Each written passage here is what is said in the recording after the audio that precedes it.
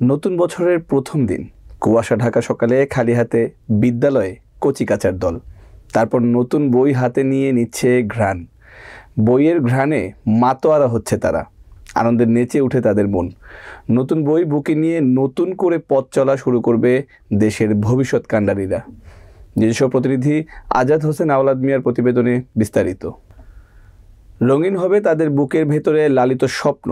নতুন বছরের প্রথম দিন সারা দেশে প্রাথমিক স্তরের শিক্ষার্থীদের হাতে বিনামূল্যে পাঠ্য বই তুলে দেওয়া হচ্ছে। এদিকে নীলফামারী জেলার কিশোরগঞ্জ উপজেলার ১ নং বড়ভিটা ইউনিয়নের উত্তর বড়ভিটা সরকারি প্রাথমিক বিদ্যালয় সহ বিভিন্ন প্রাথমিক বিদ্যালয়ের বই বিতরণ করা হয়। এ সময় উপস্থিত ছিলেন বড়ভিটা ইউনিয়ন পরিষদের চেয়ারম্যান আলহাজ মোহাম্মদ ফজলার রহমান, প্রধান শিক্ষক ও সহকারী শিক্ষকগণ প্রমুখ। আমাদের হাতে বই তুলে দিয়েছে, আমরা অনেক খুশি হয়েছি এবং আগামীতে এই বই পড়েই আমরা জ্ঞান লাভ করব এবং দেশের জন্য কিছু করব।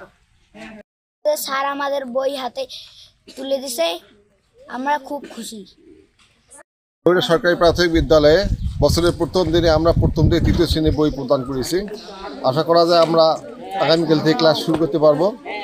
আমাদের এই বছরের বইয়ের আমার উল্লেখযোগ্য দিক হলো বইয়ের বাঁধাই, কাগজ, মান অনেক ভালো। গত বছরের কথাগুলি ছিল নিম্নমানের, হাত দিলেই ছিঁড়ে দিত। আশা করা যায় এই শিক্ষার্থীদের জন্য খুব ভালো হবে। আর আমাদের বইগুলো আরও অফসেট পেপারে দিলে আরও সুন্দর হবে, এইটা আমি আশা করি।